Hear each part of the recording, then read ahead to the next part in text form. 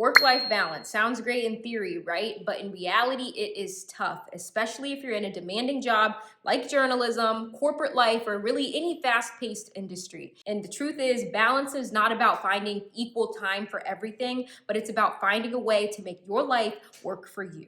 So in this video, I'm gonna be breaking down why work-life balance is so hard to achieve and ways that we can make it work. So let's get into it. So first, we're crazy if we think work-life balance is going to be an even 50-50 split. There's going to be days or weeks when work takes over. Just yesterday, I worked like 10 hours. But then there's also going to be those weeks when your personal life needs more attention. You got to prioritize that self-care, and that's completely normal. And last week was one of those weeks for me. I did not go to the gym for the whole week. I did not meal prep my lunches and dinners like I usually do. I didn't do any reading like I typically do. I didn't film a YouTube video, but I did get to spend Valentine's Day and my anniversary with my boyfriend. Aww. So for me, it made it all worth it. But the problem is that a lot of us think balancing means doing it all. Excelling at work, hitting the gym, eating right, getting 8 hours of sleep, and still trying to make time for self-care. And let's be honest, it's just not always going to be possible. And trying to have a social life on top of everything else, we have got to be real with ourselves. So instead of trying to find that perfect balance,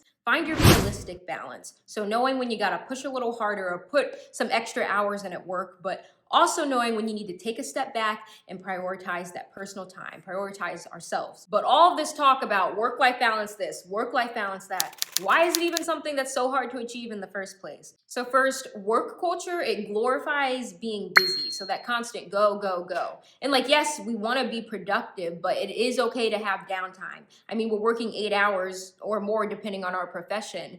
And that's a lot. I mean, most of us don't even sleep 8 hours at night. But it's like if you aren't busy enough, that's equivalent with not being productive. And that's kind of what we got to get out of our head. Because as long as we are getting the task done at hand, productivity is being achieved. And the second reason is because of technology, a blessing and a curse, right? But it's always keeping us connected. So whether that's checking your email, checking your phone, checking for those notifications that are work related. So I know I have a work laptop and a work phone, and sometimes I bring both of those home with me. I mean, as we speak right here. But it's okay to put it on D&D when off after hours because I'm not working right now. But it's easier said than done. I get that. Or I give myself like a little window of time to check the phone or check the email once I'm home, and then after that, it's tomorrow's problem. And the third reason is guilt. So feeling like we should be doing more. And I think we live in a world where that hustle culture makes us feel like we always should be grinding. And while I'm all for the grind and the hustle, I feel like a lot of us, when we're early in our careers, it makes us feel like we have to be available 24/7 to kind of like prove ourselves. I know I felt that way. I still feel that way sometimes. I mean, even on like my off days on the weekends, I feel like I'm not being productive enough. But here's something I'm trying to teach myself, and I want to tell you all. Rest is productive. You hear me? Rest is productive. So if balance isn't about doing everything, then what is it about? Well, here are 3 things I try to incorporate into my daily practices to help me achieve my own realistic work-life balance. First, I always try to set boundaries for myself and stick to them because work will take up as much of our time as we allow. So for me, that means not checking the work notifications after hours. So phone on D&D, laptop is closed. Another thing, actually using PTO. So paid time off, we get that gym for a reason. And sometimes it doesn't even roll over into like the next year. So using those hours and not just letting them, I mean, yeah, you want to let them build up, but not let them build up to the point you lose them.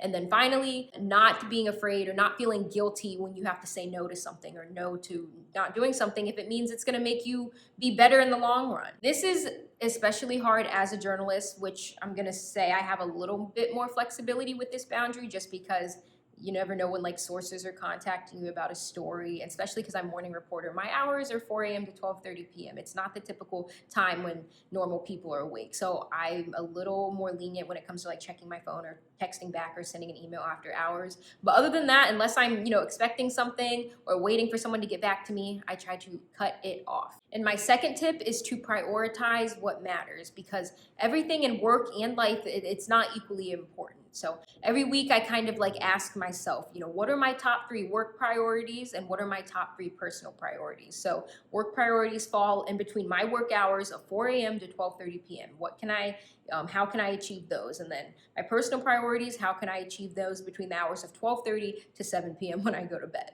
And this helps me focus on what really matters and accomplish the things that I want to get done and not get caught up in busy work or tasks that aren't gonna help me feel productive at the end of the day. So for example, this week for me, my 3 personal priorities, those were to make sure I was checking in with some of my friends and family on the phone that I haven't talked with. It's a little hard sometimes with my schedule being so weird. My second priority was to get this YouTube video filmed. And my third one was to make sure that I was reading my books that I've been working on. So far it's been a pretty successful week for me. And my third and final tip is going to be give yourself permission to rest. So whether that's throwing on Netflix or going to the gym and getting a workout in, you need to schedule that rest like you schedule those meetings. And I promise you, you'll feel like a whole new person. So at the end of the day, like I said, work-life balance, it's not about doing it all, but it's finding that realistic balance for you. Some seasons of our lives, work is going to take up more of our time, and others, personal life may need to take up more of our time. But it all comes down to knowing when and where you need to put that extra focus. But I want to hear from you all. What's your biggest struggle when it comes to finding that work-life balance? So drop it in the comments below. Let's talk about it. But be sure to like and subscribe for more of my career growth and self-help content. You can also give me a follow on Instagram. I'll be back next week with a new self-help video, and thanks for watching.